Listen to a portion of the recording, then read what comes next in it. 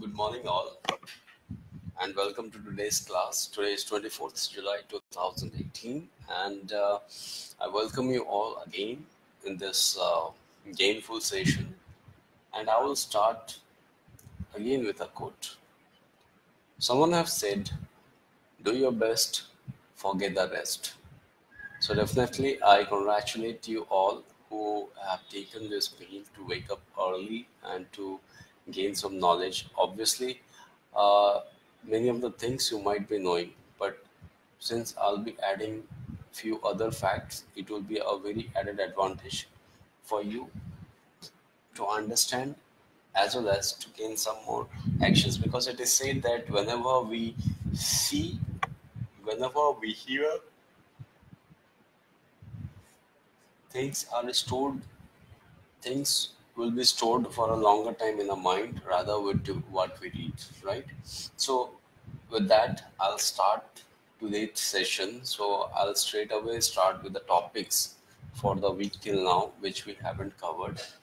So the first topic is Sukanya Samriddhi Yojana.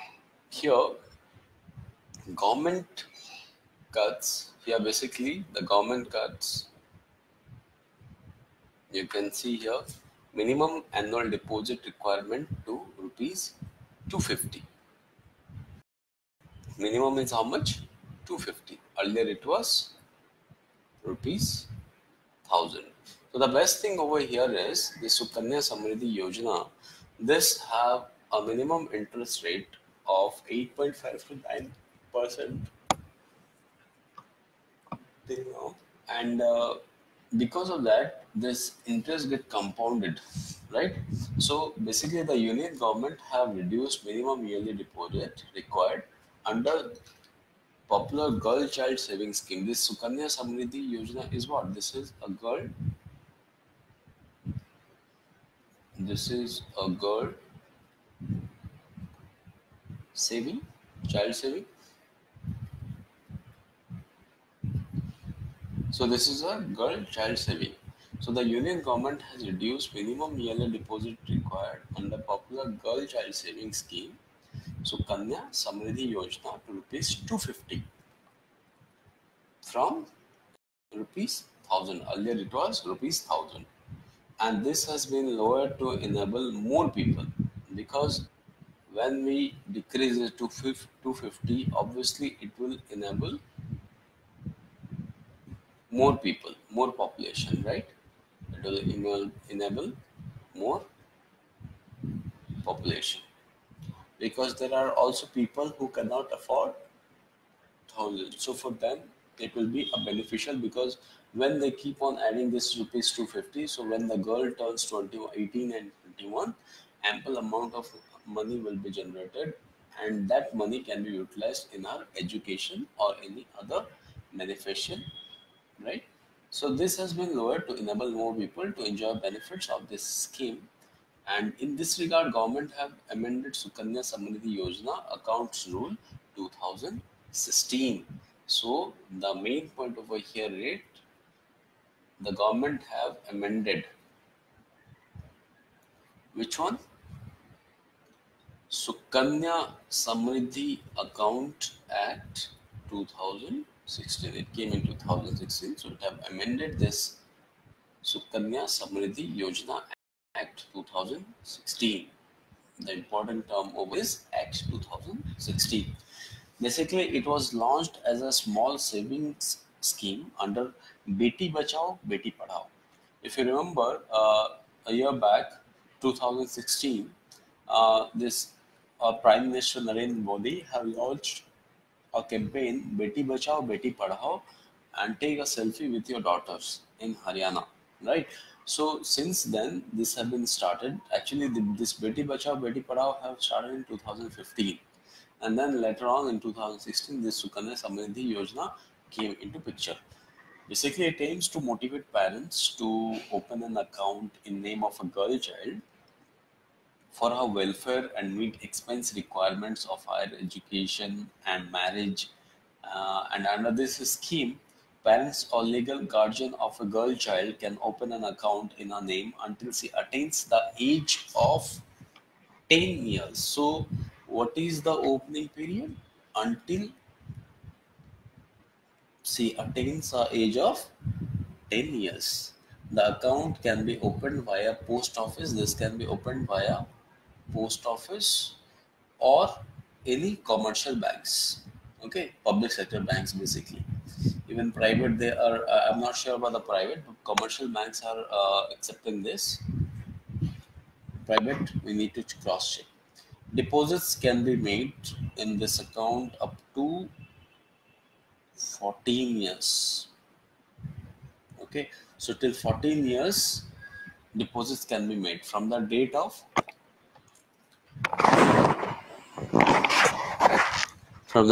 opening, right? So 14 years from the date of opening of account. And after this period, the account will only earn interest according to the applicable rates. So generally, as of now, the rates are near to 9%, which get compounded.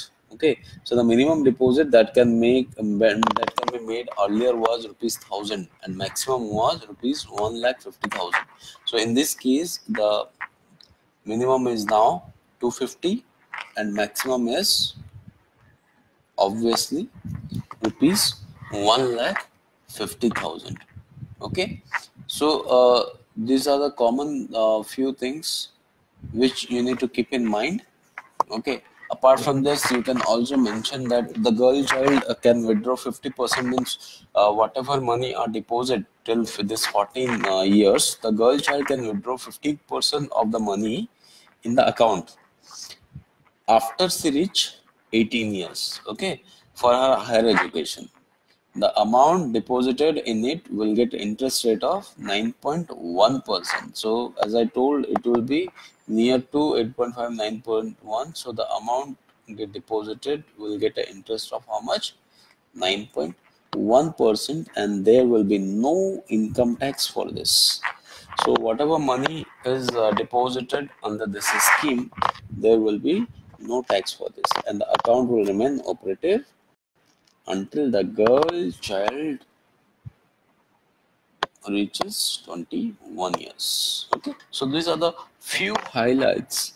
These are the few points one need to remember, one need to understand when going through Sukanya Samriddhi Yojana. So the highlights are obviously the first one, amendment, 10 years, 14 years, 250 to 1,50,000, 9.1%, 21 years.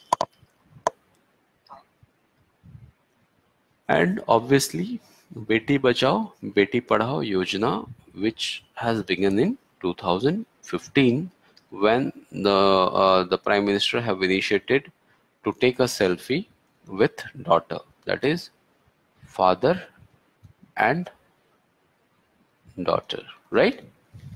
So this is all about the topic of for Sukanya Samriddhi Yojana. So you need to remember this. Now, the next topic was Commission for Denotified Semi-Nomadic and Nomadic Tribes. We need to understand, basically, when we are talking about, this is a topic, okay, this was the topic in the news. I'll come to this, but what I have come here, the highlighted point over here is tribes, right? So tribes, who are the tribes? Who are the tribes? Tribes are basically, these are basically in short or in very local form, we can call this as Adivasis. Basically, these Adivasis or tribes, they are an umbrella term for a heterogeneous set of ethnic and groups which are basically settled in tribal regions. Okay, and they are in fact considered as aboriginal population of South Asia, and they make up to 8.6%. They make up to 8.6% of India's population. That is nearly 104 million. That is nearly 104 million. according to 2011 census. The main tribals you can see here, Khasi, those are in the Himalaya regions. Khasi, this is a name of that community, particular tribal. The tribals have again subdivided into other names, other communities. So the Khasi community of tribal or the Khasi tribal can be found in the Himalaya regions. You can see in Jammu and Kashmir, then here in Himachal Pradesh, few parts of Uttar Pradesh, then in the West Bengal, east of West Bengal, and in the northeast. Except this Meghalaya and Manipur, you can find here the Khasi tribes. Then comes the Bhil, you can find in Rajasthan as well as Madhya Pradesh. Gadi, this are basically in Uttarakhand. You can see here, this is Uttarakhand.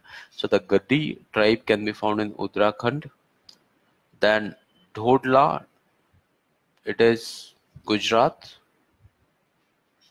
Dhodla, Dhodia tribes are found in Gujarat. Then Angami, Nagaland, you can see here in Nagaland. Chakmas in Manipur and Meghalaya. Oran are basically here, this Oran, generally we get it around Jharkhand. Then we have Chenchu in the south, that is in AP and Tamil Nadu.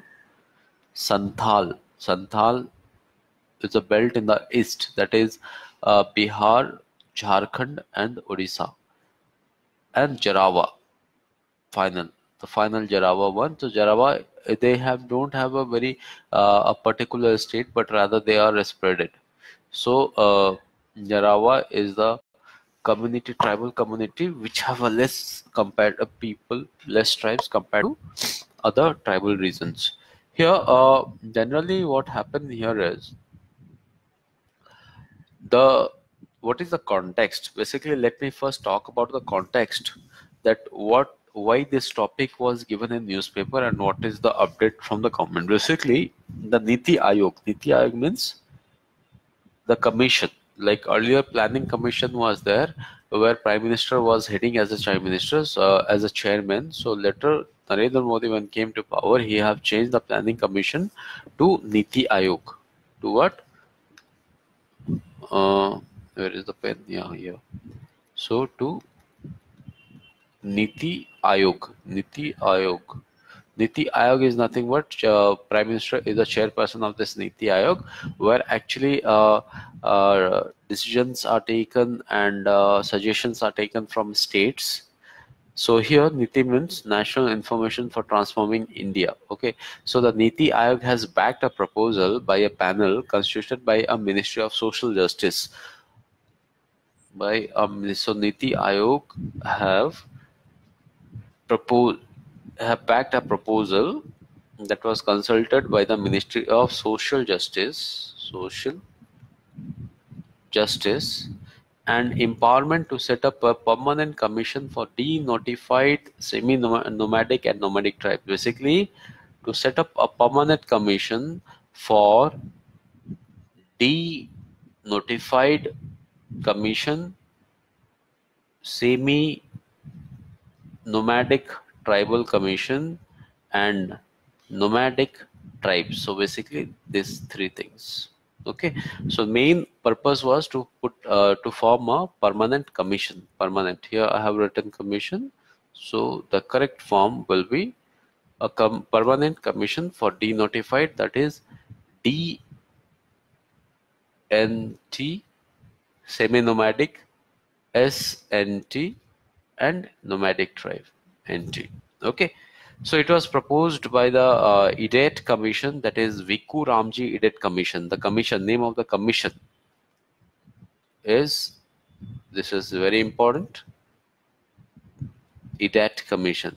In full form, you can write it as Viku Ramji Idet Commission. Okay, So this have taken the responsibility in its report. So this particular commission have formed a report and recommended to set up a permanent commission.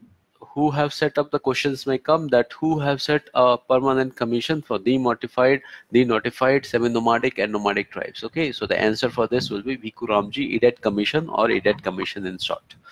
And they have recommended to set up a permanent commission for the communities on the lines of similar commissions as of scheduled castes, scheduled tribes, and other backward classes. So they have actually proposed that the way SC, ST, and OBC have been put a permanent commission.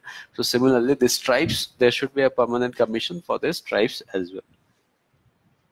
The composition of basically this commission was in its report as submitted to Social Justice Ministry as of January 2018. The Edet Commission said such a permanent commission should have a prominent community leader as a chairperson and a senior union government bureaucrat, and anthropologist and a sociologist as member. This particular commission, in permanent commission, there should be three important characters: that the prominent community leader should be the chairperson, community leader should be the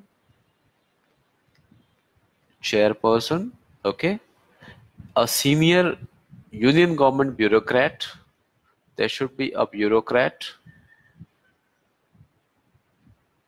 and this bureaucrat should be a senior union, okay, senior union government bureaucrat. An anthropologist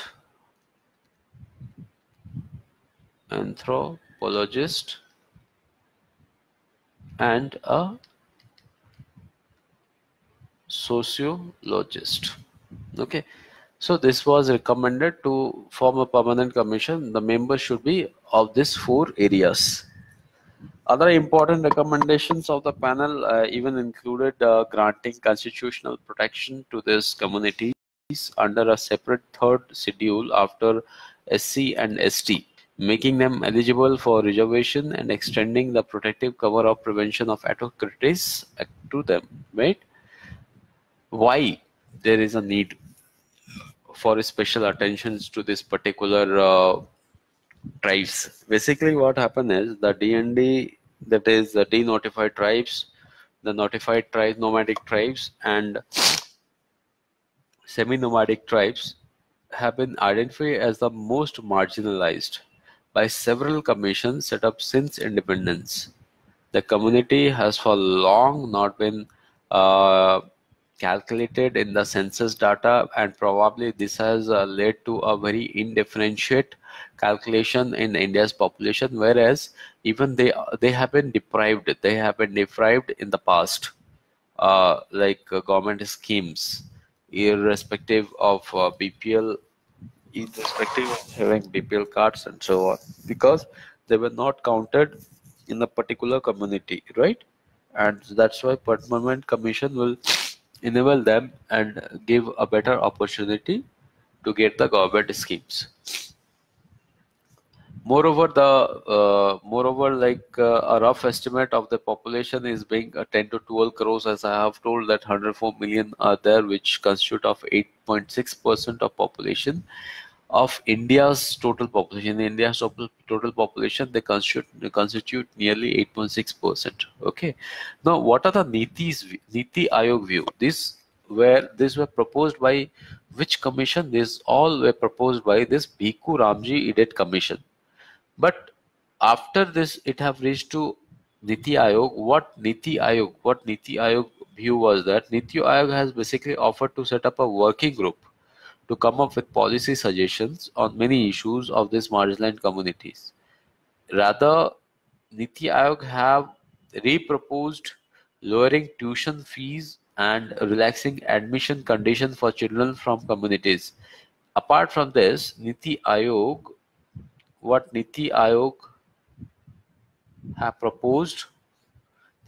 has proposed that the children of these communities, the tuition fees of this community should be lowered. Tuition fees should be lowered, right? And easy allotment of land and housing for members of community. There should be a easy allocation of house and land, in which 90% or more are landless. Basically, this tribes more than 90% are landless. So this will empower them with a property. The Niti Aayog has also supported the panel's suggestion to form a dedicated National Finance Development Corporation. Okay, so apart from this, basically this Viku Ramji Idet Commission have also proposed a National Finance Development Corporation. National Finance Development Corporation, especially for this denotified tribes, semi-nomadic tribe and nomadic tribes. So even this was accepted by Niti Aayog, right? So very soon, probably things will come in line. Now, what are these denotified tribes? I've been talking about denotified tribes, semi-nomadic tribe, nomadic tribe. We understand semi-nomadic and nomadic tribe, but what is this denotified tribes? Denotified tribes are basically those that were labeled as criminals through a legislation by British government and were denotified post-independence. The reason was because they were against the Britishers, they were against the illegal takeover of the lands and forest, clearance of forest and getting into hills. So because of that, what happened, those tribes have started protesting and have usually used to fight with the Britishers. So that's the only reason that British government then were notified, have denotified this particular tribes, and the nomadic tribes maintain constant geographically mobility, while semi-nomads are those who are on the move but return to fixed habitations once a year, mainly for occupational reasons, right? So this is all about denotified tribes, semi-nomadic and nomadic tribes. What is important overall is that the Idet Commission, the meaning of denotified tribes, as I told, those were denotified who were labeled as criminal during British time, and semi-nomadic means who keep on roaming for habitations, for livelihoods, but at least return to one common place every year, right? Now we'll go to the next. The next topic is Jantar Mantar. Okay, here Supreme Courts have lifted ban on protest at Jantar Mantar. Why this is important? Because many important protests in Delhi are carried over here. Like Anna Hazare have carried his protest from Jantar Mantar itself. So we need to understand few things of Jantar Mantar. Basically, this is a 13th. This have 13 architectural this instruments. It was basically built. Since there is a discussion of Jantar Mantar, we need to know a bit of Jantar Mantar. It was basically built around 1723. Yes, 1723 by Maharaja Jai Singh. From which place Maharaja Jai Singh belonged? Maharaja Jai Singh. If you see the work, you can see it is a bit of red, and it is bit of red, and so this kind of basically monuments are found in Rajasthan. So obviously this Maharaja Jai Singh was of Jaipur. So this was Maharaja Jai Singh was from Jaipur, and he have basically built this Jantar Mantar. Generally, in recent time, Jantar Mantar has been using from some years as a protest area. Even if that Anna Hazare protest started in Jantar Mantar when he started move against corruption, and when this AAP government, Aam Aadmi Party government have formed then.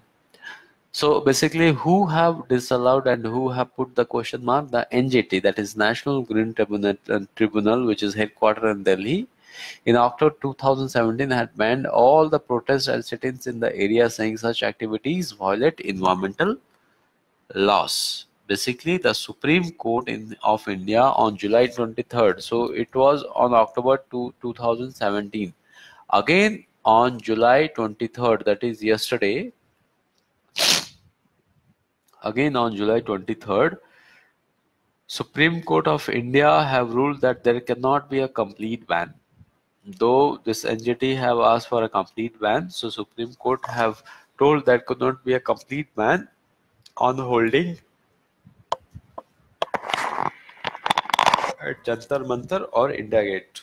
The apex court, which takes matters for short time and urgently, the apex court stated that there cannot be a complete ban on holding protest at places like Jantar Mantar and Boat Club near India Gate. Though ban can be imposed, but a partial ban there should only be a partial ban. A complete ban cannot be given because this Jantar Mantar does not comes under UNESCO saving site, right? So that is what, this is one of the news which can be taken into consideration. The next important news is government defeats no confidence motion in Lok Sabha with 2/3 majority, right? So what are things over here that is important to us in terms of exam? One is no confidence motion, then we have Lok Sabha, and we have 2/3 majority. So whenever there is a Lok Sabha, by default Rajya Sabha also come into picture. So first I'll talk about what is this no confidence motion. What happened is recently this TDP, Telugu Desam Party from Andhra Pradesh, have put papers for a no confidence motion to speaker. But what happened? The government, when the voting started, the number of members were higher compared to the other opposition party who were in favor of no confidence motion. So the people not in favor of no confidence motion, the people, when I'm talking about people, those are basically member of parliament I'm talking about, okay? The member of parliament who have been chosen by the population and are sitting in the parliament. So basically when I'm talking about people, I'm talking about member of parliaments over here.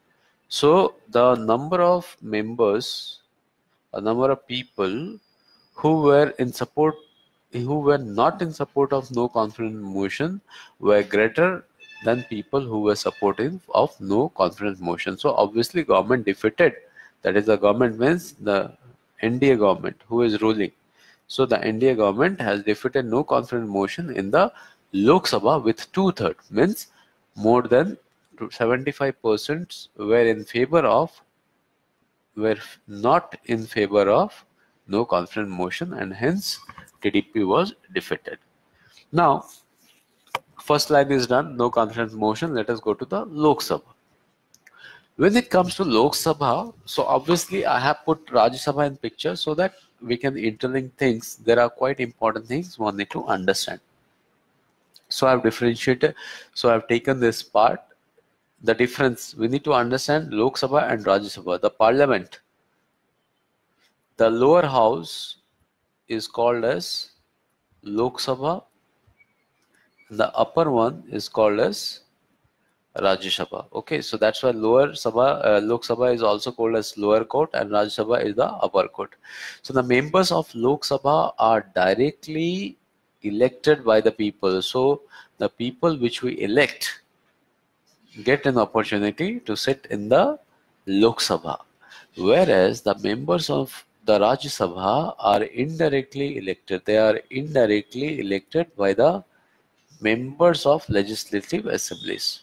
So this Rajya Sabha members are generally elected by the legislative assembly of the states. Means every state have a legislative assembly, like we have Lok Sabha, Rajya Sabha, parliament for the central government. Similarly, every state have their own Vidhan Sabhas. So the legislative, the MLAs, okay, so the MLAs basically they elect the members and send them to Rajya Sabha. The strength of Lok Sabha is how much? 552. Out of this 552, 2 members are nominated by the president. So president have the right to nominate those 2 members, but under the suggestion of Prime Minister and the cabinet. Whereas Rajya Sabha have 250 members, and out of which 12 are nominated by the president on the grounds of their culture, on the ground of culture, art, and so on. Okay. The tenure of Lok Sabha is nearly 5 years. That is every election years. Means every time there is election in the central government and a new government is formed, the Lok Sabha is dissolved and the new Lok Sabha starts. Okay, so that's why we have mentioned that the minimum year tenure of Lok Sabha is 5 years. Whereas the tenure of Rajya Sabha members is but 1/3 of member retired, but 1/3 of members retire after 2 years. Every 2 years, 1/3 of the member will retire. It cannot be dissolved. Like Lok Sabha is dissolved once the government falls or the government completes 5 years of tenure. But in case of Rajya Sabha, even the Lok Sabha get dissolved, the government have left the parliament, but still Rajya Sabha cannot be dissolved. It is a permanent house. What? It is a permanent house. So the question may come that what is which one is a permanent house? So in this question, the answer should be Rajya Sabha is a permanent house. Few other things which need to be understood based on this, like the tenure, as I was talking, the tenure for this is 5 years, but it can be dissolved. It's not necessary that Lok Sabha have to be compulsorily they have to be 5 years. It depends on the government which have formed and which are running the show, that how many years they are willing to take and how much year they are capable to run their government. So it's not necessary that it have to be 5 years. Either even it can be dissolved before that as well. Whereas Rajya Sabha, as I told before, it's a permanent commission, so there is no way. And a member stay for 6 years. It is only 1/3 of the member which keep retiring after 2 years. So the members are here indirectly elected. What are the powers then? Power of Lok Sabha is bit greater when compared to money bills. Money means finance bills, budget bills, right? Railway bills. So those are called money bills. So money bill can originate only in Lok Sabha, whereas money bill cannot be originated in the Lok Sabha. Second, changes in the money bill. It has the power to bring changes and amendments in the money bill, whereas in case of Rajya Sabha, it has no power to bring any change in the money bill. It can provide only suggestions or can delay the bill maximum for 14 days only. The next important thing over here is Council of Ministers is controlled by the Lok Sabha in case of Lok Sabha, whereas in Rajya Sabha, there is no powers to control the Council of Ministers. Right? So that is all about this Lok Sabha and Rajya Sabha. Clear? So how many members are there in Lok Sabha? It is 552. Out of this, 2 are nominated by the president. Rest all have to be elected. Whereas in Rajya Sabha, there are total 250. 238 are to be elected by the legislative assemblies, whereas 12 are nominated by the president. This 12 should be of eminent personalities. Like for sports, Sachin Tendulkar have been nominated, right?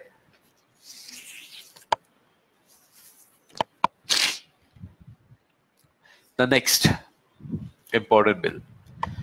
Government here, as you see the topic, government, what government have basically passes that Lok Sabha had passed Fugitive Economic Offenders Bill. Basically, this bill will execute the people who have been offenders of the Indian economy and are located and have located themselves in the outskirts of India to prevent themselves. Okay, so the Lok Sabha has passed this fugitive economic offenders bill, which aims basically to deter fugitive economic offenders from evading the legal process by fleeing the country and remaining outside the jurisdiction of Indian courts. So since they have been out, they keep running from the country, so it will label them as a serious, it will label serious charges against them who have fled the country without getting the due course, and they didn't getting involved in the due course of India, right? Because they have violated the rules of the country. So the first you can see, the one here is Nirav Modi. This is Nirav Modi, who have recently, Punjab National Bank scam, nearly 15,000 crore, 13,000 to 15,000 crore in the through letter of intents. This is Choksi. This is Malia, Vijay Malia. And this is Lalit Modi. He scammed PNB, same as them, both were together. Gitanjali, basically Gitanjali Jewelers, in the name of Gitanjali Jewelers. Vijay Malia was for Kingfisher, which owe money to the banks. Lalit Modi, IPL scam. Okay, so these four persons have been out of the country, have been fleeing out of the country, and basically this will affect these four people, and the government has been trying a long time to get them back to the country. The next important news here is Urja Ganga gas pipeline. This is very important in recent week because this will boost added advantage to country in terms of power. Here, this scheme basically, let me first highlight 2540 kilometer, 2540 kilometers long Jagdishpur, Haldia and Bokaro Dhamri natural gas pipeline project. Okay, total cost is 12,490 crores. 5 regions to benefit: UP, Bihar, Jharkhand, Orissa and West Bengal, which will include 40 districts and 2600 villages. The development to be completed by 2020. Okay. Some other facts: the project is a major step. Here 1000 crore investment to be made as of now, 800 kilometer long pipeline to be laid, 20,000 vehicles will have access to CNG gas, 50,000 households. So these figures are very important. 50,000 households will get connecting gas, 20,000 vehicles, right, will have access to CNG gas. Here you can see how it starts. Jagdishpur. See here, the first, as I told, as mentioned, Jagdishpur, Haldia. This is one phase. Jagdishpur in UP, Haldia in West Bengal, Bokaro, Dhamri. Okay, so we'll come back to the map. Here you see Jagdishpur, Haldia. So UP, it starts from UP through Bihar, it comes to West Bengal to Haldia. Then here Bokaro, this is Bokaro, and from this junction, this is one junction. From this junction, it goes to Dhamra, Paradip, right? So section 1, you can see here, section 1, Phulpur UP, Dhobi with spur lines to Varanasi, Gorakhpur, Patna and Barauni. Section 2, Dobi, Durgapur and Dhamra, Angul with spur lines to Sindri, Durgapur, Bhubaneswar, Cuttack, Paradip and Jamshedpur. Section 2 and 3 are being executed simultaneously. These two, work on 2 is simultaneous.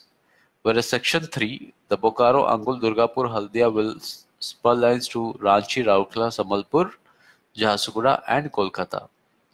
So as I have told, Urja Ganga, it will cover 40 districts, nearly 2600 villages.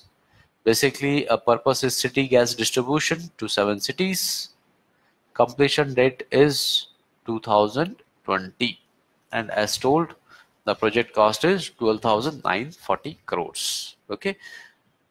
So this is a very important Urja Ganga project. So this is like how we get gas. For getting gas, we need to buy cylinders. We need to get cylinders. So this will act like a pipelines, water pipelines. This will be gas pipelines, which can be used for CNG vehicles as well as for cooking purpose as well. Okay. So this will save a lot of time and money in getting cylinders and all. So say for example, one have taken a scheme or a package of a gas, and that scheme or a package get over. So what happen is the person did not need to wait for some days that he will apply, he will lodge a complaint, and then a cylinder guy will come with a cylinder full of gas. Rather, if the pipelines are there, so like electricity and power, water supply, the same gas supply can also be initiated and can be bought and given in a friendly manner, right? Since we are talking about Urja Ganga, the term Ganga came in picture. So when the Ganga came in picture, so it is obviously it will be injustice. It will be injustice if we don't discuss bit of Ganga. So River Ganga, it has nothing to do with the project, but Ganga, basically, it is in line. Namami Gange project, basically what happened here is Urja Ganga project, sorry, not Namami. Urja Ganga project is basically, if you can see, this is the flow of river Ganga, right? So in the similar fashion, the gas line is proposed. That is the only reason this Urja Ganga, the name is Urja Ganga. So here, as the name Ganga is there, Ganga is the longest river of India. What? Ganga is the longest river of India, which covers in between 2400 to 2500 kilometers. The river, actually before Deprayag, it is not Ganga, but only in Deprayag the river is called Ganga, and from there it flows through Allahabad, Varanasi, through Kanpur, Patna, Kolkata, into Bangladesh, and finally falls into Bay of Bengal. This Ganga river have been very vital even in terms of history, because in history the cities and people have basically formed their houses, have formed their communities, formed their living beside the river Ganga. And river Ganga is also a very sacred river, considered as a very sacred river in India, and a very important lifeline. With Ganga, many projects are associated. One of the project is Namami Gange project, that is River Ganga Cleaning project, where nearly 24,000 crores have been allocated to this particular for cleaning of this particular river. And recently, if you remember, Supreme Court came with a stern message to the union government telling that there is no way the Supreme Court finds the Ganga is getting cleaner soon, and the project is getting progression. So based on that, the union government have written back to Supreme Court telling that things are in progress and it will take some time. Okay. So that is all about the topic of this. Now we'll move to the next topic. The next important topic over here is PAI, that is Public Affairs Index. What is this Public Affairs Index? Basically, this was released by a think tank, Public Affairs Center. Okay, what is Public Affairs Index? Basically, this index is released since 2016 by a Bangalore-based Public Affairs Center, a not-for-profit think tank which aims to improve governance in India. Basically, this was proposed by a not-for-profit think tank. Okay, what is the aim? Basically, to improve the governance. Improve the governance. It is based on 10 themes. Basically, this is based on 10 themes, 30 focus subjects,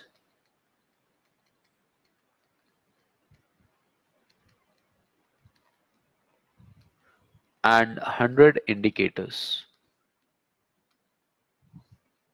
relying solely upon government data. Okay, it covers a wide range of themes such as support to human development, social protection, essential infrastructure, women and children, crime, law and order, delivery of justice, transparency, accountability, environment, physical management, economic freedom, and many more. Basically, it covers all this wide range of themes. Basically, which support to human development, which supposed to human development, right? Social protection,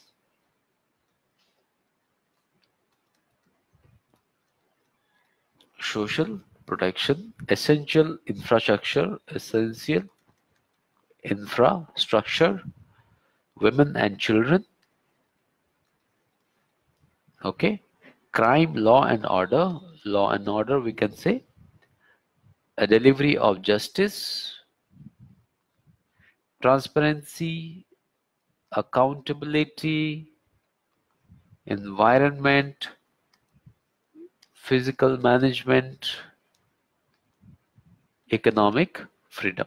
Okay.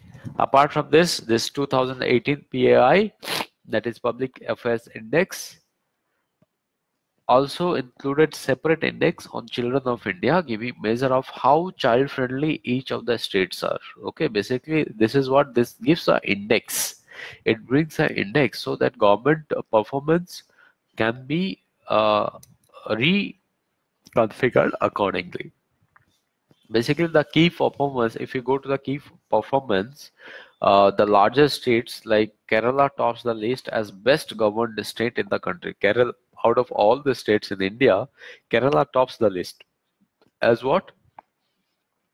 As best governed state in the country.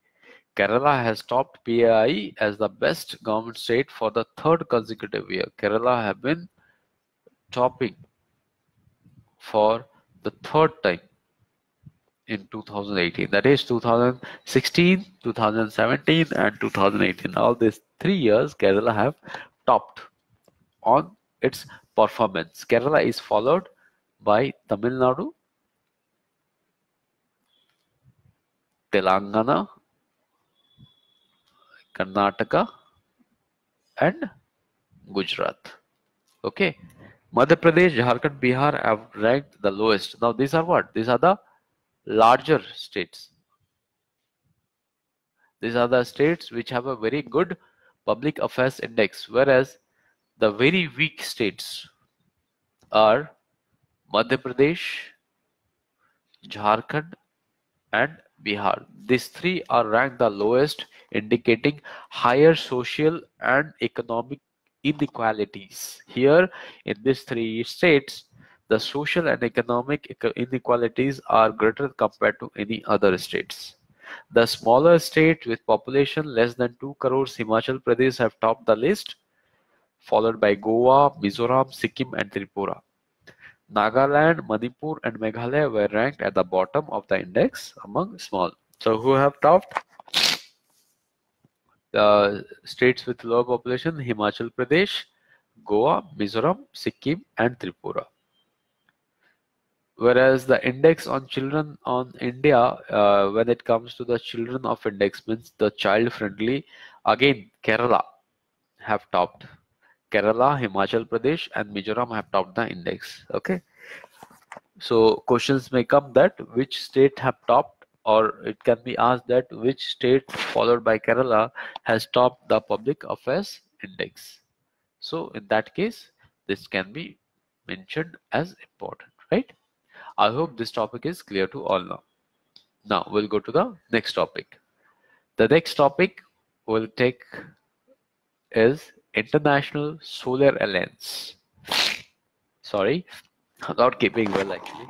So International Solar Alliance. What is ISA? International Solar Alliance is was basically founded in Paris. And you know where is the headquarter? It was basically formed in Paris. Basically, it was for the field of renewable energies. Moreover, for solar, right? And it is headquartered in Delhi. It is headquartered in Delhi, that is in India, because India have pitched for this. So what is ISA? ISA is a 120 nation. Now it have gone to 121 indeed. It is no more 120. 121 nations between Tropic of Cancer and Capricorn. What is Tropic of Cancer and Capricorn? See, if this is our hemisphere, this is a hemisphere. So the line which passes in the middle is called a 0-degree equator. The one over in the north, 23.5 degree north. This is North Pole. This is South Pole. So this line is Tropic of Cancer. Tropic of Cancer, whereas this line is called as Tropic of Capricorn, that is 23.5 degree south. Okay, so here let us the 121 nations between Tropic of Cancer and Capricorn. Most countries in Africa or South Africa. So basically this region, the countries belonging to this regions. Okay, so headquarters, as told, it is in New Delhi. Basically, it is exactly in Gurgaon. What ISA will do? ISA will basically promote solar technologies, ensure solar light for households by 2022, mechanism to reduce cost of the capital, and e-portal for share experience. And in terms of recent news in economics, if you remember the last class also, I told that recently India have hacked 25% duty. The reason is to build and to manufacture more in-house in India. The one who manufactures in India get away from this 25% duty. But if the import have to be done, then the additional 25% have to be paid.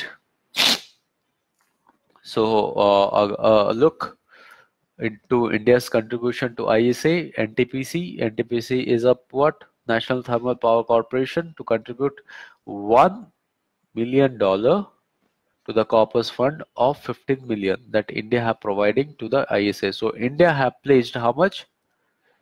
$50 million to this particular ISA.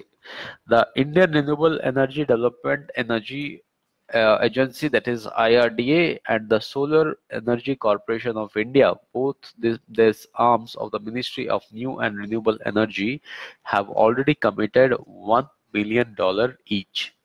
Coal India and NALCO are also likely to announce similar contributions soon.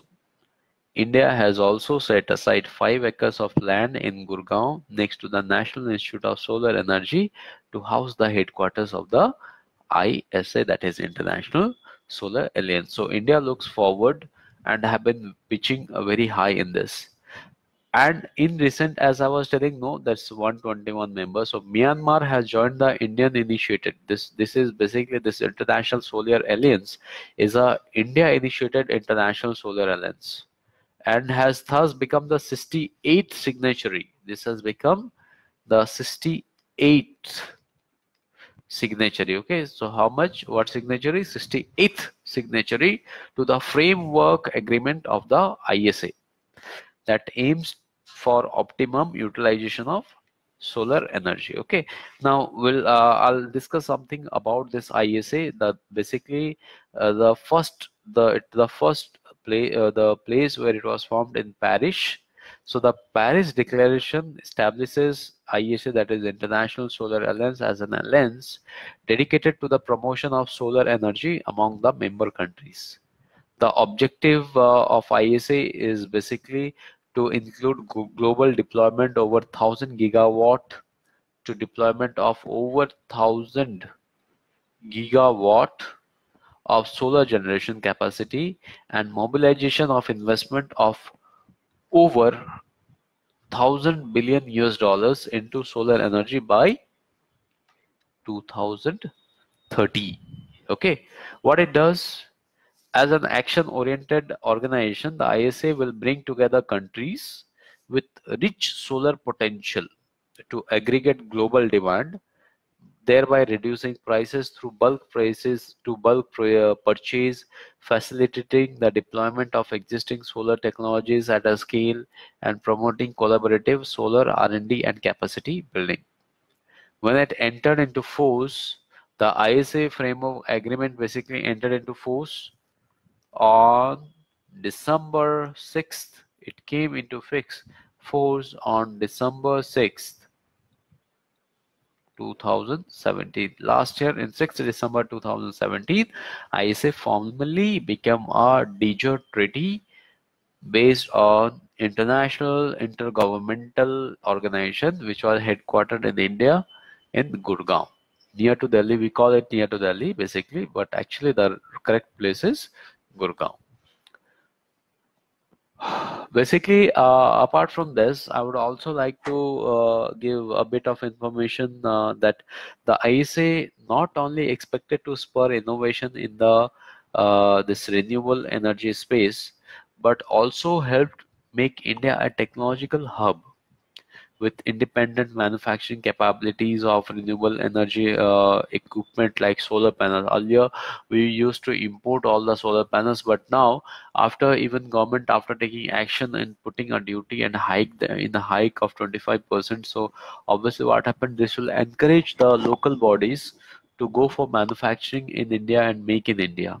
So rather than being dependent on the imports through initiative like Make in India, India's Ministry of External Affairs is expected to play a role in marrying basically to get this Indian tech and finance capability with specific projects around the world.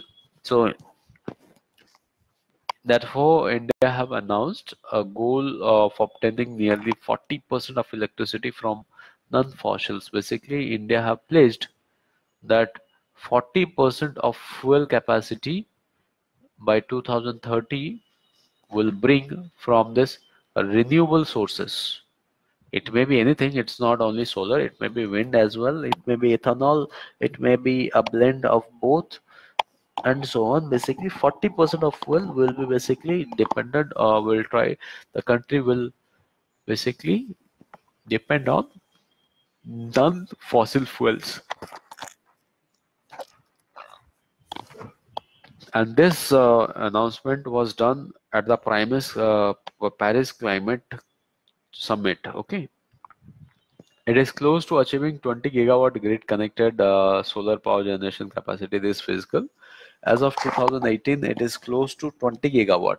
Out of 1000 gigawatt, it is close to 20 gigawatt, and in pursuit of achieving its target of 100 gigawatt by 2022. So in India, we have reached to 20 gigawatt and will be reaching to 100 gigawatt by 2022. Okay. So those are the few important things over here. You need to understand the renewable energies, then renewable energies, and the where it was first formed. It was formed in Paris, and the headquarter is in India, that is in Gurgaon, and so on, right?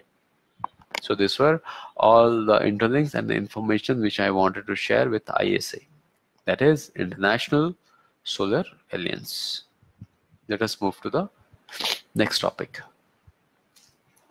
Scientific infrastructure, research infrastructure management and network, SIMAN. What is this SIMAN? Basically, this is initiative of rent a lab policy, basically to bring revenues to institution. Basically, what happened is the government has proposed a new policy that could transform scientific instruments in government labs into lucrative assets generating a steady rental income. What happened, like the college, there are many colleges we don't have a proper hand in experience trainers for certain kind of scientific labs and machines, whereas government have few labs are which lacks fund in their maintenance. So what we can do over there is the government can rent those labs to those particular colleges on time basis, where it will be a win-win situation for both of them. For government, a rent will come, a money will come in flow, and for colleges, the students of the colleges will get an opportunity to not get deprived from such scientific labs. The government has therefore proposed a new policy that could transform scientific instruments in government labs into lucrative assets generating a steady rental income. And this policy is called the SRIMAN, that is Scientific Research Infrastructure Management and Network. Because in recent, when you see this, because India have been very vocal in research and development.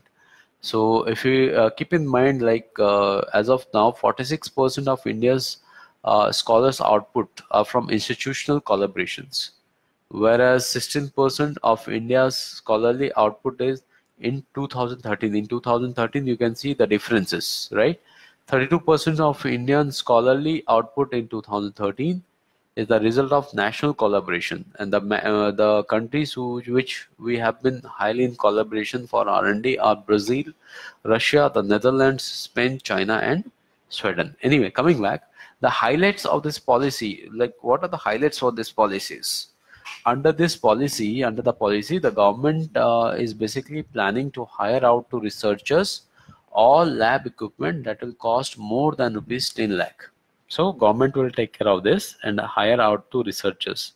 This would also reduce the amount of time such expensive instrument remain idle. Means what happen is, after a particular, like government take a project, it sets a lab, and that lab remains idle after the particular project is done. But if the lab is open to even colleges and institutions and other outsiders of the country who are ready and willing to pay the rent, so what happens? The things will come into account, and it will not only it will not only generate revenue, but will also allow other people to explore the research, and the research will be in the right way, in the right manner. The research can be done, right? How it works, basically, the new system according to the policy, actually declare as declared on the website, would be available to use by those outside the department or university, those who would like to use. For example, a DNA sequencing machine. Let us say there is a machine, a DNA sequencing machine. Would have to pay a fee. A person have to pay a fee and specify the purpose and time they would want it for. Say, for example, you wanted to do some research. You had something in your mind, and for that you need a DNA machine. And obviously you cannot afford DNA machine, right? But if government will come with a facility that if anyone want to do a research and there is a DNA machine, so what will happen? It will allow you to go for a research, and indeed what happen? It allows the population to do research in a real manner. Okay. Currently, the practice of researchers bidding for time slots to use lab instrument is typically seen more with very expensive equipment, such as radio telescopes and particle accelerator, which cost crores of rupee. For example, either is in case of astronomy or in the study of physics and the research of physics, biology or biological science, natural science, environmental science, one require a huge investment if I have to go for a lab. Let us say a college itself. A college is there, and the college is teaching theory, but is also equally excited to go for a lab. But what happened? Because of fund, lab cannot come, and because of that, students get deprived to carry on projects and research. So this will enable the students to outreach to labs and to conduct more and more research, and which finally will help the country to grow. Therefore, it was common to find in India laboratories expensive equipments lying idle. So a large number are not shared and are plagued by issues such as maintenance and availability of space. So this will add a burden on, so this adds basically a research infrastructure cost.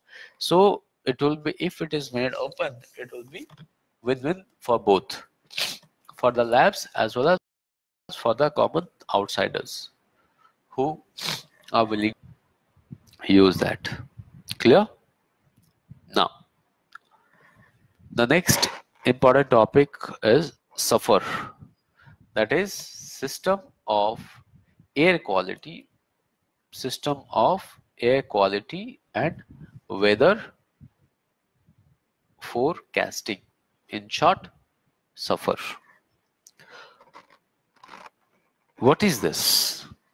Basically, the Ministry of Earth Science have unveiled state-of-art air quality and weather forecast system.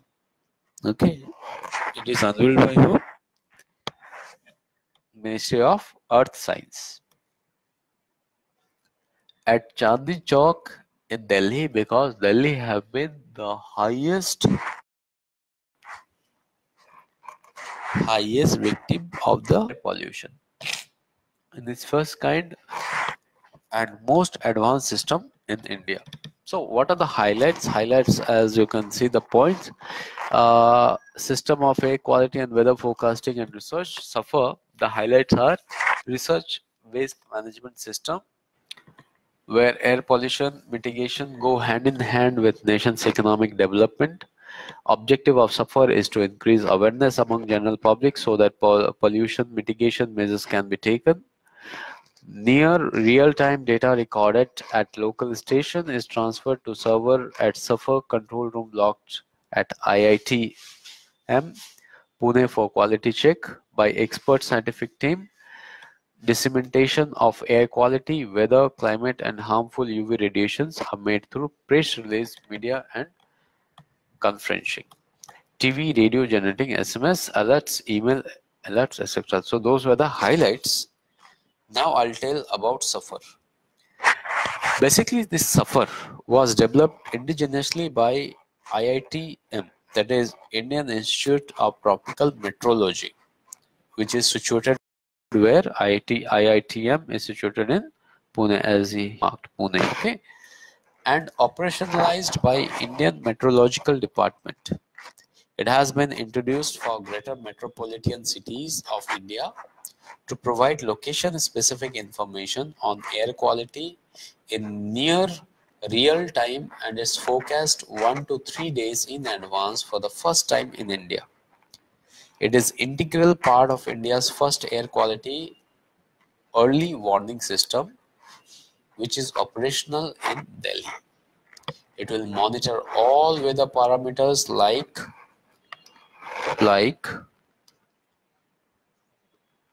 temperature, right? Rainfall, humidity,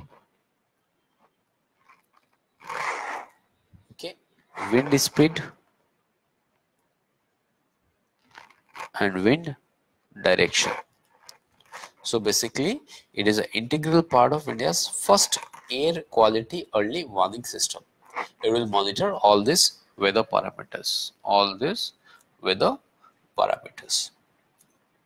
The pollutants, apart from this, the pollutants that will be measured will be PM1, PM2.5, PM10, ozone, carbon dioxide, nitrogen oxide, NO, NO2 both, sulfur oxide,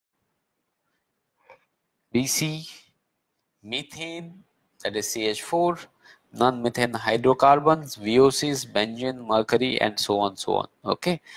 Apart from this, the meteorological parameters will be UV radiation, rainfall, temperature, humidity, wind speed, wind direction, solar radiation, and so on. The significance of the system, if we talk on the significance of the system of the SUFFER, It has been basically introduced for greater metropolitan cities of India to provide location specific information on air quality in near real time, and its forecast 1 to 3 days in advance for the first time in India. Earlier it was not there. The World Meteorological Organization has recognized SUFFER as a prototype activity on the basis of the high quality control and standards maintained in its implementation. Ultimate objective of the project is to increase awareness among general public regarding the air quality in the city well in advance, so that appropriate mitigation measures and systematic actions can be taken up for betterment of air quality and related health issues. Air and health issues, because air is directly related to health. Why? For health, a proper good amount of water, pure air and pure food is essential for a healthy body. So air plays a vital role in it, right? So air quality index is basically a tool. Like a few of the things which can be asked in question is, what is air quality index? So air quality index is basically a tool for effective communication of air quality status to people in terms, okay, which are easy to understand. For example, temperature is this much, rainfall is this much, humidity is this much, wind speed is this much. So this will help people to know what all the weather conditions as well as the pollution conditions, like PM1, PM2.5, PM10, and ozone, carbon dioxide, nitrogen oxide, sulfur oxide, and so on. Okay. So that is how it is. And moreover, this air quality index category have been divided into 6 parts. There are basically 6 AQI categories. That is air quality index category, I should mention rather. The categories are like good, satisfactory, moderately polluted, poor, very poor, and severe. So on the based on the numbers, say PM 2.5, if it is less than 50 ppm, it is good for health. So obviously the mention, it will be mentioned like 1 to 50 is good, 50 to 100 is satisfactory, so on so on. So this is basically the scale. So based on the scale, the air quality index have been divided into 6 categories, and further they have sub index health breakpoints like PM10, PM 2.5, nitrogen oxide, sulfur oxide, carbon dioxide, ozone, methane, lead, mercury, and so on, for which short term up to even 24 hours air standards are prescribed. So this is important thing. So whenever it comes to SUFFER, the air quality comes into picture. So questions may ask, like recently one question was asked, which of the following is are air pollutants? PM1, PM2.5, wind, rainfall, temperature. So obviously in that case, PM1, PM2.5, PM10 are the air pollutants. Next is pangolin smuggling racket. Why I have mentioned here? Basically, this is a news from Odisha. Okay, why? Because a special unit of Odisha police have launched a drive to bust an international syndicate. It is understood that there is an international syndicate, international organization, which are actually in line for peddling of this endangered. These are endangered. They are pangolin. Here, the name of this animals is pangolin, and this is a endangered species. Endangered species, because this kind of species are getting extinguished. Slowly they are going out of the earth. Okay. And one of the world's most illegally traded mammal. So here what pangolins is basically smuggled for its scale, as it believed that they possess magic or charms. and even it is believed that they have medicinal properties, and they are basically there is a very big market hub in China, in fact, for smuggled scales of pangolins, where they have huge demands for medicinal and magical purposes. So pangolin is the only scaly mammal. This is the only scaly mammal on the planet. So protecting this is very important. Of the 8 species of pangolin, there are basically 8 species. How many? 8 species. Only 2 are found. Only 2 are found in India, and they are Chinese pangolin, mostly found in the northeast India and Indian pangolin. Okay, those are Chinese pangolin. Okay, Chinese pangolins have been listed as a critically endangered. These 2 which are found in India have been listed as critically endangered by UN affiliated International Union for Conservation of Natures, that is IUCN. That is IUCN. It is critically injured by which? By UN affiliated International Union for Conservation of Nature's red list. So this is it, red list. Okay, like tiger is in a red list, olive turtles are in red list, so on. Clear? Next important topic. India assisted ambulance service launched in Sri Lanka. Recently, PM Modi have launched India assisted emergency ambulance service in Sri Lanka through video conference from New Delhi. The key facts were like the service was earlier introduced in 2 provinces of Sri Lanka with grant assistance from India, and it will now be expanded to remaining 7 provinces. As of now, it was introduced to 2 provinces, which will be further these 2, which will be further initiated to will be further advanced to 7 provinces. India has given nearly $22.8 million for the first phase, and will be paying an additional of $15.2 million for the countrywide expansion.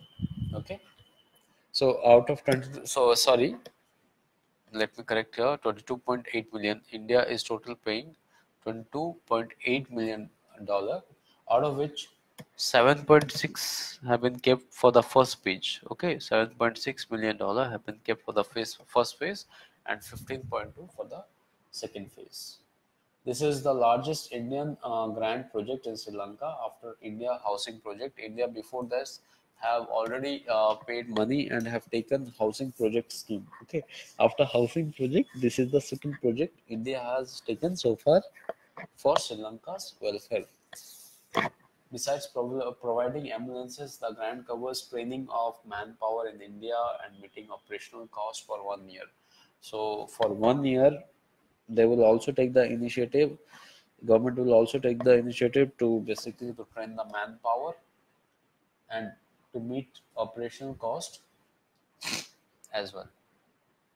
Okay, so that is all about. Now coming to the other miscellaneous news for the week. Bihar government passes new liquor amendment law. Why it is important? Because Bihar is a dry state. Alcohol consumption is an illegal offense, and if found, the person will be jailed. And obviously what will happen to the bottles you can see in the picture, right? So the Bihar government unanimously passed an amendment law on liquor prohibition in the monsoon session of the state assembly recently. The amendment has been passed by the voice vote, and you know when this was implemented, when this liquor law was implemented, this was implemented on 5th of April 2016, because there were many people, many persons who were disturbed and whose financial conditions were weak because of this particular kind of living. What what the persons were doing in the ground where many persons were doing is they used to waste their savings into alcohols. So this indeed has become a problem in the economy for the household. So this has been a very great achievement for this Bihar government, because Bihar was the first state which have strictly followed and have come across with this particular kind of law, where liquor, selling liquor or protecting liquor or storing liquor or consuming liquor is a offense in Bihar. Okay.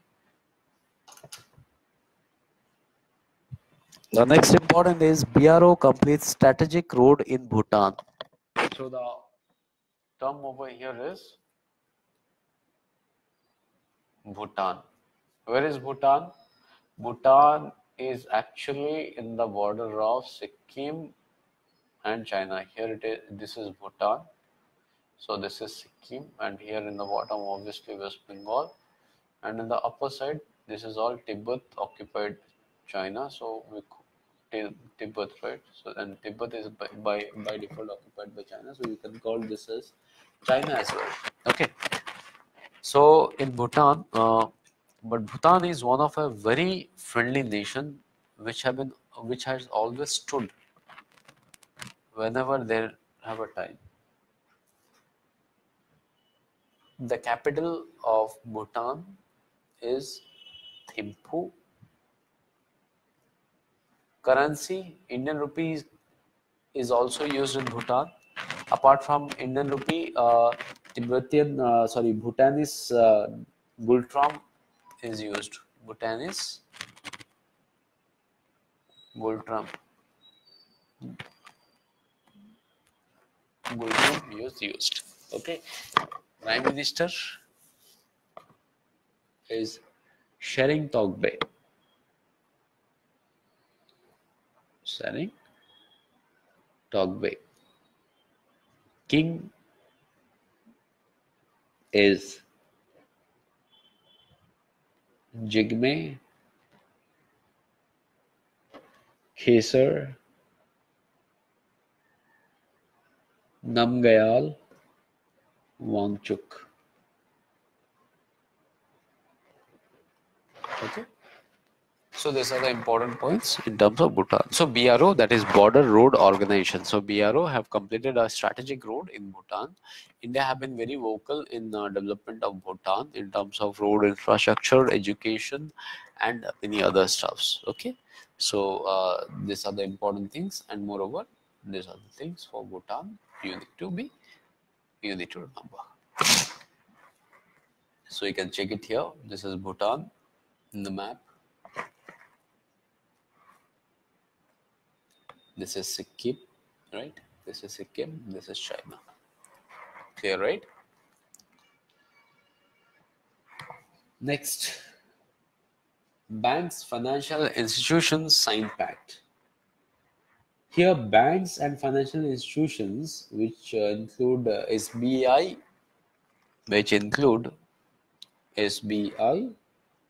PNB, and LIC. These three have entered into a overarching inter-creditor agreement. They have entered into a inter-creditor agreement. This is very important for students who are going for bank PO and IBPS, I mean bank related exams. Okay, this particular topic. So this SBI and PNB together with LIC have entered an overarching inter-creditor agreement to fast-track resolution of state assets of 50 crores. Of how much? Basically of 50 crores. And under this pact, which is part of Project Sasakt, this is under the project called Sasakt. This project is under this NPA, that is non-performing asset. The agenda of this is to collect the non-performing assets. So under the SPET projects asset, each resolution plan will be submitted by the lead lender to an overseeing committee. The ICA has been signed by 22 public sector banks. So 22 public sector banks which I have mentioned over here. Right? The next is Manu Sumit retains Lagos International Tournament. Manu Sumit, right? The senior national badminton champions. Manu Attri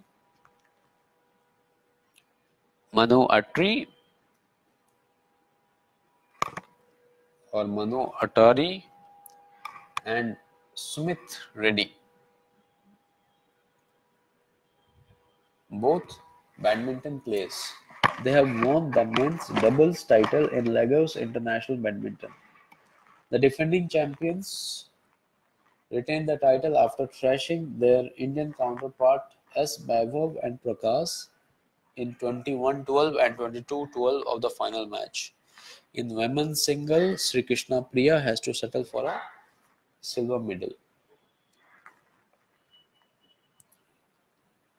Sri Krishna Priya, she got a silver medal in the Lagos International title. Okay. Next topic is fastest man-made spinning object developed. Scientists have developed the fastest man-made rotor in the world, which will help them to study quantum mechanics. This indeed will help to study quantum mechanics, which is a part of physics, and is a very big revolution. At more than 60 billion revolutions per minute, the machine is more than 1 lakh times faster than a high-speed dental drill. The drill, right? The dental drill. It is 1 lakh times faster than a dental drill. So quantum mechanics is a fundamental theory in physics, as I told, which describes nature at the smallest scale of energy levels of atoms and subatomic particles. So basically it will help to study atoms and subatomic level particles and the speed of the same. Next topic, Supreme Court lifts ban on protest. Supreme Court lifted the complete ban on holding dharna at the Jantar Mantar, as I have told in the previous itself. So one have the right, but a partial right, not full right.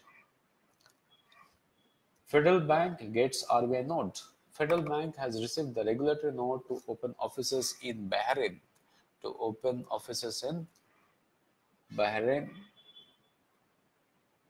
Kuwait,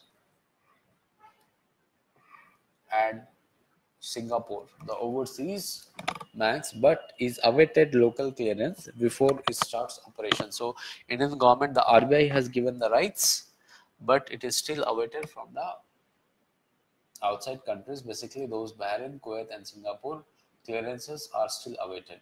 Federal Bank as of now has already have represented offices in Abu Dhabi and Dubai. The bank will be focusing more on the unsecured lending segment, where its book stands at rupees 330 crores at present. Okay. Next, Midhani to set up a 4 megawatt solar power. Midhani, it's basically a defense public sector company. Midhani, it has set up a 4 megawatt solar power plant at an investment of 24 megawatt solar plant at an investment of rupees 20.36 crore. What is Midhani? It is a defense public sector company. The plant is spread over 20 acres. This is a spread over 20 acres and is expected to generate 7,000 megawatt hour per year, which is a projected saving of rupees 50 million per annum and a reduction of 5,600 tons of carbon dioxide per year. So this renewable energy project was inaugurated by, the important term here is Ajay Kumar. This question is important for SSC. Though all are important for SSC, but this particular is quite important for Ajay Kumar, who is the Secretary of Defense Production. Okay. Next, world's first mission study to study the sun. NASA will launch mankind first mission to sun, a car-sized probe that will swoop to within 4 million miles of solar surface. The Parker Solar Probe.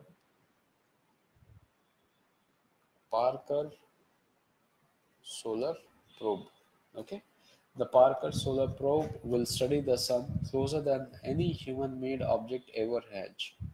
The Parker Solar Probe carries a lineup of instruments to study the sun, and it will explore the corona. It will explore the corona, a region of the sun only seen from Earth. This is the region which is only seen from the region of Earth. Next, Agarwal, new member of Railway Board. S.N. Agarwal has taken as the member staff of Railway Board and ex-official secretary to the Government of India on the 20th of July. Prior to this, Agarwal was JM of South Eastern Railway, Kolkata. So he have taken full member staff for Railway Board. He is basically a civil engineer who belongs to Railway Service Engineers. Okay, so this Agarwal is what? Now member board. Next, Google is working on project Fuchsia. Fuchsia is what? Google has been working on a software that will replace Android. Okay, that will replace Android. So the name is Fuchsia. The project known as Fuchsia was created to overcome the limitations of Android as more personal devices and other gadgets. So this Fuchsia is going to basically take over who? Take over Android versions which are used in personal phones. It's been designed to better accommodate voice interactions and frequent security updates, and the same across a range of devices from laptops to tiny internet connect sensors. Okay. The next news of the week was IIT Bombay generates higher revenue. According to the Human Resource Development, that is HRD Ministry data, the revenue generated by IIT Bombay in the last 3 years through research, inventions, consultancy and patents was the highest among the premium engineering institutions. Okay, it was highest and was followed, this IIT Bombay was followed by IIT Madras and Delhi in terms of revenue generation. So the question is, when IIT Bombay was formed? It was formed in 1958. Okay, one of the oldest technical institutions of the country. Next news, SpaceX launches Block 5 Falcon 9 rocket. SpaceX launches second Block 5 Falcon 9 rocket from Florida, and it was loaded with the heaviest commercial communication satellite ever built. The rocket carried Telstar 18 Vantage broadband. The important over here is it carried what? Telstar 18 Vantage broadband satellite, right? So important things for this particular topic is this Telstar 18 Vantage. SpaceX launches first Block 5 rocket. This Block 5 Falcon 9 rocket was launched first in May 2018, and then now in July 2018. Last topic for today's is India bags 8 medals at Junior Asian Championship. Basically, India have won 8 medals in the Junior Asian Wrestling Championship. The medals comprised 2 gold. Medals comprised of 2 gold, then 3 silver, and rest obviously bronze. Sachin Rathi. Out of this gold, Sachin Rathi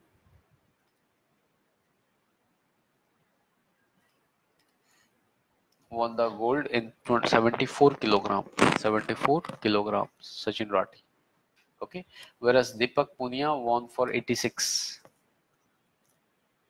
Whereas Deepak Punia won for 86 kg.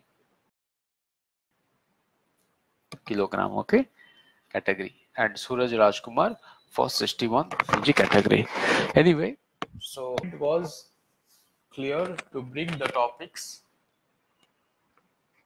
to you to make you aware. As I told, when you listen to something, when you see something, you remember for a longer time and you understand for a longer time. So this is the only reason that I bring topics to you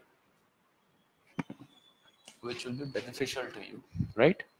So with this, I'll conclude today's class, and we'll have next class again in some other day, which you will be notified. Till then, have a good time. Stay preparing. See you.